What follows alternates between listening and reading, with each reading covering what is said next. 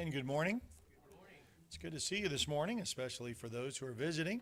We always encourage our visitors, if you'll just remain briefly a moment or two after services so we can at least introduce ourselves to you and get to know you just a little bit better. Be a great opportunity, so we want to be able to make sure you make a little bit of time. How many of us would admit that we like second chances? I know I'm really into that, especially starting off at a very early age. I know when I mess up, I would sure like to have the opportunity of a second chance. Don't you remember trying to bargain maybe as a small child? I know I did after getting in trouble. I remember that time well while growing up, trying to bargain with my mom over something I got in trouble for. And when I got in trouble and I was caught, what did I cry out? Please, give me a second chance. Mom, I'll do better. Give me one more chance. I'll be good. With my very tender voice, maybe not so many tears, but, just tried to show some empathy, some compassion. What really was I wanting? Well, truthfully, I didn't really want to pay the consequences that came with the punishment that would ensue while getting in trouble. The looming discipline that would follow. I don't really know if a second chance would have helped me or not in different situations throughout life, but I sure know that I asked for one. Because in those times I was told, maybe you really aren't sorry, you were just caught. And the thing is, and I was defined at an early age what sorry meant. To be truly sorry is that you weren't going to do it again.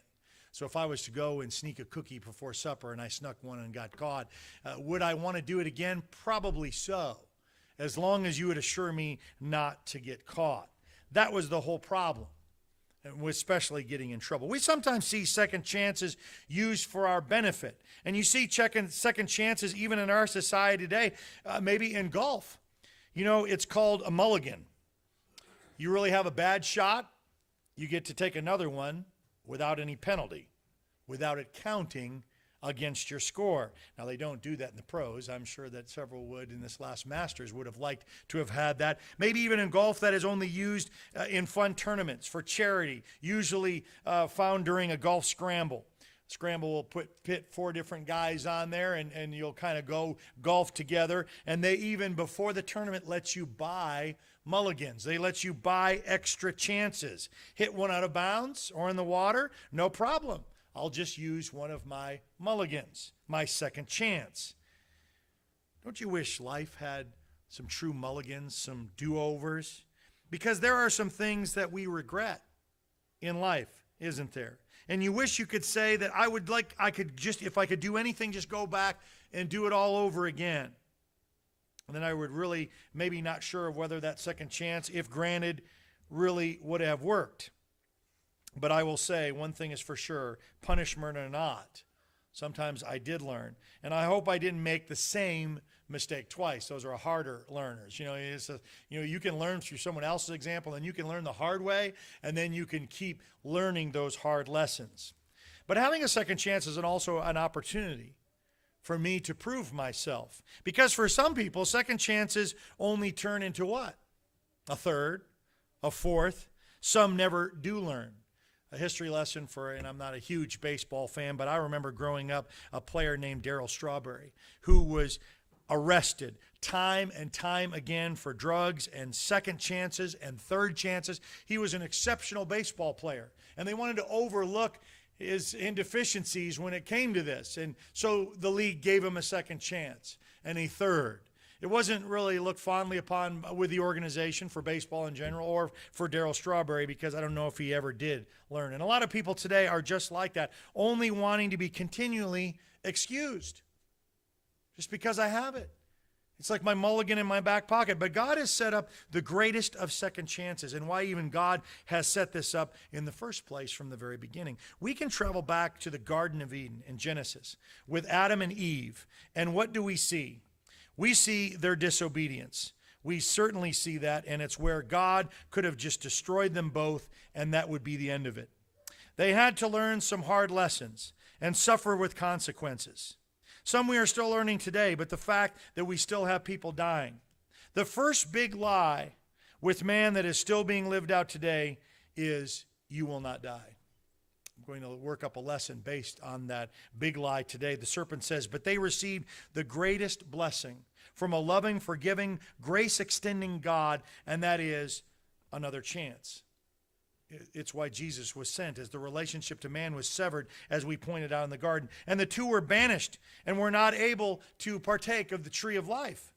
A second chance was already put in place, which they were even unaware of themselves, their redemption through Jesus Christ. And all of this was in God's plan from the very beginning, as sending Jesus Christ was the plan that was laid before the foundation of the world, Ephesians 1:4 points out. It was not an afterthought. It was not an oops moment by God that, oops, now man has done this, now what do I do?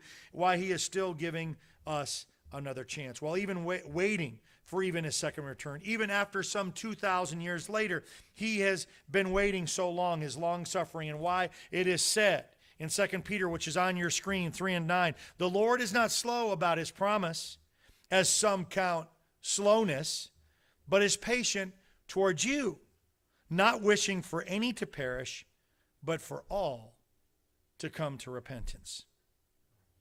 You see that? For all to come to repentance. That's why he's not coming 10 years after his ascension, 100 years, 2,000 years. And it could be another 2,000 years added on to where we are today. A second chance. The beauty of it. And it's still called today. Why it's said that today is the day of salvation. Now, don't even let your anger not be addressed properly before the sun goes down. It's all on a daily basis. There are many examples of second chances in the Bible, starting with Adam and Eve, to Moses, who was a murderer. We don't really think of murderers, and we don't think of Moses in that context, killing the Egyptian soldier and then hid out for the next 40 years. Obeyed and then disobeyed God's command in the end, where he was not even able to enter the promised land. Those are consequences in his disobedience, but not banished from heaven, not banished from God entirely, not being taken away from promise, still had that opportunity. Miriam struck with leprosy. Of course, as she challenged it, does he not speak to us as well as he does my brother Moses? And she suffered consequences to being struck with leprosy, to then her becoming clean, spared her life. David, of course. David is probably the biggest one that we can come to mind, especially after being with Bathsheba and his adulterous affair, to getting her pregnant and even having her husband killed in battle, fighting for the king, a very loyal subject. And yet David was given a second chance. Peter, after his denial, well, you denied me 3 times and now you'll have no part of me, right? No, that's not what the scripture says and adds. Paul, after all of those persecutions, even after converting from, being from the Jew that he was, the devout background that he had, to the new Christian that he was, and then being their witness in the stoning of Stephen, one of the first martyrs mentioned in the Bible. Second chances is a constant theme that we can find throughout our Bible. But for today, I want us to remember and look at one particular story. It was the woman that was caught in the act of adultery that was brought directly to her, to Jesus, over in John 8, 9, and 11. It says, when they heard it, they began to go out one by one, beginning with the older ones. And he was left alone, and the woman, where she was, in the center of the court. Straightening up, Jesus said to her, woman, where are they? Did no one condemn you? She says, no one, Lord. And Jesus says, I do not condemn you either. Go from now on and sin no more. We see yet another great second chance offered by Jesus Christ, while her accusers, who would have rather just stoned her and put it to an end, to put her to death and have a finality to it, that wasn't where Jesus was going. And not only that, they weren't really there for justice anyway. As the text says, they were only there to trap Jesus. They were trying to get after him, because they pointed out to Jesus in verse 5. It says, now in the law of Moses commanded us to stone such a woman. What then do you say? That's what the law says. So how are you going to reply? How are you going to answer?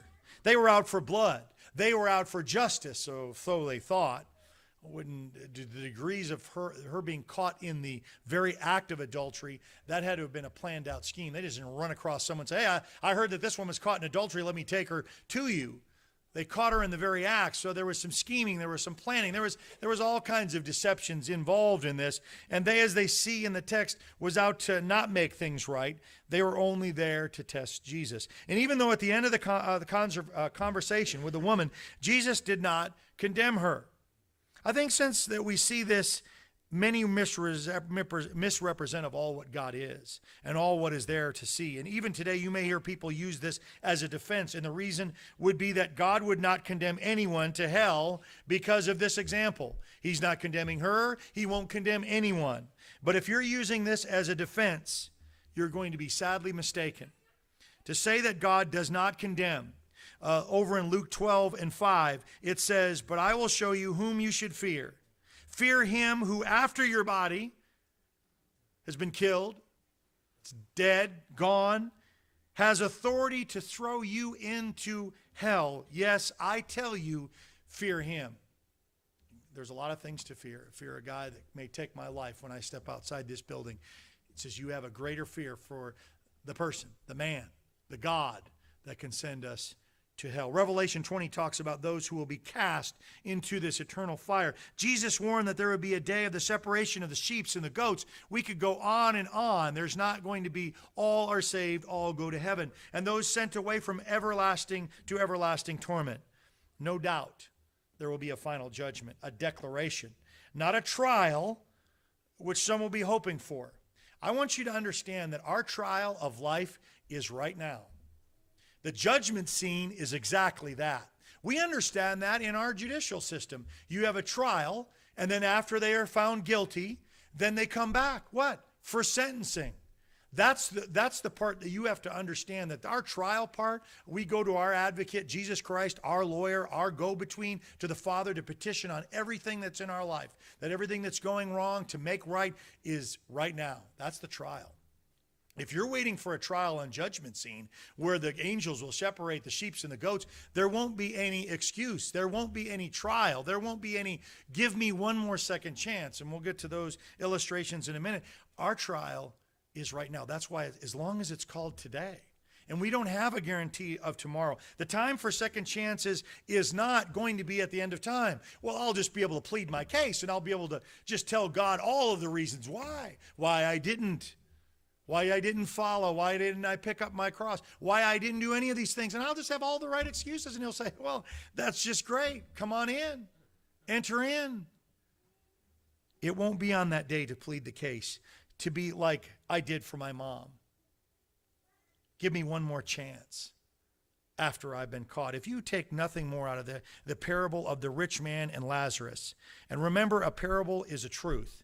It's not particularly a factual event per se, but everything about it is a true. There's nothing of fable in it.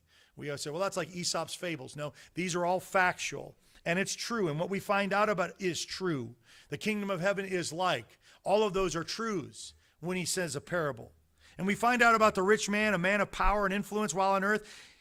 Guess what? In the very end, you notice he accepts his condition. There's no bargaining, like many people want to do, with bargain with God when my life is over and taken or he comes back. Notice in Luke 16, the rich man does not ask Abraham, who he calls out to, for a second chance. That's already set. He asks for a dip of water, request one, to cool his tongue. And secondly, send someone back to warn my brothers. It wasn't send me back, like I can get a wake-up call from this bad nightmare like Ebenezer Scrooge did in A Christmas Carol. Now, that was a great second chance, and we like to watch that during the holidays. He didn't really go through it. He was visited 3 ghosts in his vision, and he gets up, and he's a changed man. That's for us today. A changed man, a new creature, a new creation. When most will want to use a second chance when it's too late, they will be taken to a place where there is wailing and gnashing of teeth, Jesus says, where there will be no comfort. Sad. Our second chance is now, as long as it's called today. We go to our advocate, Jesus Christ, and it is his blood that will continue to cleanse us from all unrighteousness, as it says, as if we walk in the light, as he is in the light today. But at that moment, either If Christ returns or we die, all of those opportunities are gone. See, that's why you can get a little glimpse of why they say time is so precious. Time gets away from me. I get older. Where did the time go? All those missed opportunities. And you can talk to Weldon or other people that have visited much older members that are maybe dying and only have a week's worth to live. Their regrets aren't, oh, I wished I could have had a different job. I wish I would have made a ton of more money. I wished I could have had all. No, I wish I could go back and spend a little more time with my family to get things right with God if that's what they need to do right now. Those are the important things. Those relationships that are set in stone and you can't go back for a second chance. They'll be locked in place forever, a finality. And yet you still hear those saying, I guess from their own reasoning, that God will not condemn them. Why? Because God does not condemn. He didn't come to condemn, is the more proper view. And since Jesus would not condemn this woman, it says so right there in verse 11, Jesus says, I do not condemn you. You can bring that right up to me. And I guess this is where some would take this further by saying that if he wouldn't condemn her then, he would never condemn her and he would never condemn anyone, right? I guess that's what people come to the conclusion, even though he does conclude in his conversation by saying to her, from now on, what? Sin no more. From this day forward. Here's your second chance. Here is your opportunity to change. Now, there's a couple things that we need to understand and observe. For one, technical and legal issues, Jesus could not condemn her even if he wanted to. Now, that's interesting. And you say, why do I say that? Yes, because by law, and I want you to hear this out, as we know he kept the law and he was sinless in all aspects, even though he was tempted as we are, but without sin. Jesus was under the law and sinless. And without having two witnesses, which it would have had, and they said that they would caught her, not heard of, we caught her in the very act of adultery. He was not there. He was not present. He would be breaking the law. There were those there to entrap him to begin with. They wanted to see where he was going to go with this. Even if he had been just one person who had seen and caught her in the act, well, didn't he know? Well, most assuredly. He was God. And he told her that to go and sin no more, so we know that he knew in the end. But in a trial, though, in legal terms, according to the law, one person would not be enough for a conviction. You know, even today, from what I understand, unless they've changed this, in arson, they have to have at least two witnesses. If you catch someone burning something down, two witnesses is required. And the text says it was just him and her standing there in the end. So another technical and legal reason is he could not condemn her without having that second witness. But he is the Son of God, you'll say. Yes, and he knows. Yes, but what is he here for? To seek and save the lost. To give yet another opportunity, is what 2 Peter that we just read, that it's his long suffering of why he doesn't come and call it all a judgment right now. That he does not want to see one perish. Who is lost? It's you. It's me. We all are lost. And yet Jesus also said over in John 3:17 that God did not send his Son into the world to judge, to condemn, but what? To save. But there are still enough around that don't want saving. They don't believe that they need saving. To believe that would be a stretch, maybe even off the page. For us to look at ourselves in a mirror to make application. To make application, that's what the Bible is there for you and me, to make application today, not justification. We want a big list of all these justifications of why. Well, it says in your word to do this, but you didn't do it. But I've got my justifications. Be doers of the word, not just hearers only. And that's what a lot of this has come to. Not for application, but for justification. We live in a society, sadly enough, that no one wants to own up to anything anymore. It's all justification. And I'm not just picking on the political scheme, but just look at our politics right now. When they bring something up, it's what? It's an excuse and more excuses. Not, yes, I'm going to own up to it. I was wrong and I am sorry. When's the last time you've ever heard that? It's not only that, it's not me and it's not my fault and more justification. Here's another good one that we use. I don't remember.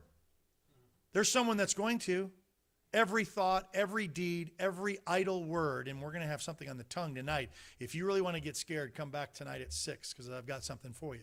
but it's for all of us, and it's the word for us. We live in too much of a world of justification and excuse and being excused rather to own up and make changes. It's more accept me the way I am because God does. And I know that you've heard me say this before. God does take you as you are, but loves you too much to keep you there. That's the difference. He will accept you and take you as you are, just as we sing the song, just as I am. But he says, I'm not going to leave you there just as you were. You are now a new creature, a new creation. I'm going to transform you by the renewing of your mind. It's going to be a constant evolving and changing until the day that I call you home. That's why it's said in those ways, a new way of thinking. I renew my mind, not old man, old nature, old way of thinking. When we come to those crossroads and given a second chance, it's a great time to do just that, to see the realization, and we don't know about this woman when she walks away, what she does with it. You know, I wish the rich young ruler, when it says he went away sorrowfully, we don't know if he came back. Maybe at his old age, older than that, he says, you know what? He was right, and I'm going to come back to him now. He would have had that opportunity, even though he left Jesus standing there. It says he left because he had so much, and he didn't want to give up at that point. Felix, he says, come back some more convenient time. I don't know what happens to him. You know, an opportunity is there, but we don't know how many opportunities we get. So I've told you that before, a young man that helped me study enough to be involved in church enough when I was kind of fading away. And he was only here at Cameron for 4 years as a student. He's gone on, and it's hard for me to track him, and he's been a music teacher, and he's in Texas. I'm trying to reconnect with him just to kind of tell him the excitement that I have for him about how he cared enough and shared enough in that short glimmer of time, an opportunity. You take my life in any other time, before or after, you don't get he and I to connect. That's why we're so important to each other today, and why you are an influence to so many more that I would never maybe even see. You are that link. You are that piece, and you have to realize that and get the realization to others to accept that as well.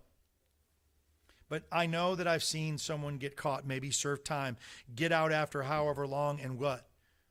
Go right back to where they were. That's why they say a struggling drug addict, or if you're coming out of prison, they tell you the first thing is don't go back to the same lifestyle that you had.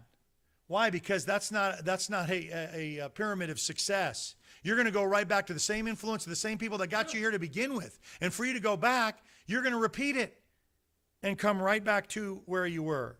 You get a second chance, but you did nothing about it. Time only kept them away from really what they wanted to do in reality for those who go to hard living and in prison. It's hard to overcome addictions in life no matter what they are, and they have real strongholds for sure. But do wise up and take advantages of second chances where we may not have another one. That's why so many people that want to intervene with intervention say we're at our very last. Our loved one is going to die. They aren't going to, you've seen the thing about Johnny Manziel, the scariest thing about that. His own father says, if someone doesn't save this child, he'll be dead in a year. This is a man that signed in the NFL and had a future bright in the NFL if he would have just stuck to that. But something else has got a stronghold on him, and you say, how could that happen? I'll show you the powers of addiction.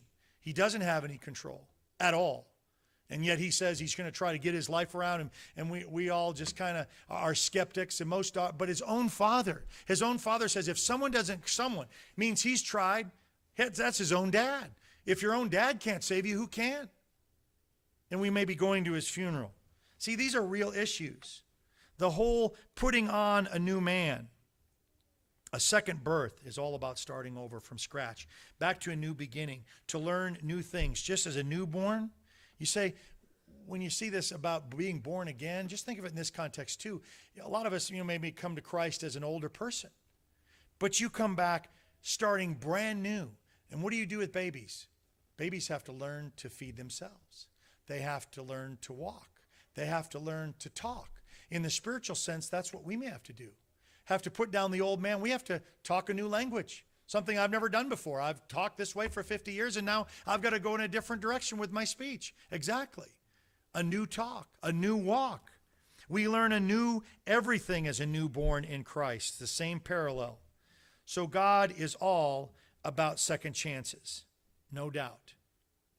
And they are special. And we don't even know how many we're given. God does. I've heard it put this way, that we can sing a song that the angels in heaven can't sing. And what I mean by that is they can't sing with understanding. When we say, I've been redeemed. Do you know that part of our singing and song arrangements is to encourage you? It's speaking psalms and hymnals and spiritual songs for edification so I can speak to you. It's speaking to you in song. It speaks because there's words, and those words have a story. Now, see, most of those stories we can understand because we can relate to them, and that's why we call them precious. An angel can't sing a song, I've been redeemed. Yes, they can audibly sing it, but they can't understand it. Why? Because when they walk away, that's forever. There is no second chance. So they can't say, oh, to have an opportunity of a second chance? Lucifer, Satan himself, was not given a second chance. Why? Because he knew all the glories of God. It was not belief of, I'm hoping so, I'm thinking so, I believe in something I do not see. Purchased by the blood of the Lamb. An angel cannot sing that with understanding. See, they see and walk. That's it. No repentance, no coming back. A finality and punishment because they saw and they experienced all of God's grace and goodness. We have not. And so we can sing a song like that with understanding if we take it to its full potential. A real second chance is given to all of us if we are walking alongside him, alongside his will. We can only do that as long as it's called to today, not tomorrow. There's no guarantee of that, just today. Are you willing like never before to make it right? Not wait for, well, I'll just wait till you come visit me, and I'm on my deathbed and I've only got a few days left to kind of make this. There's no guarantees. You know how many people die in accidents that weren't succumbed to what was going to happen to them just moments earlier? We can't risk those things. And why risk those things? Why look for a second chance if you may not even get one?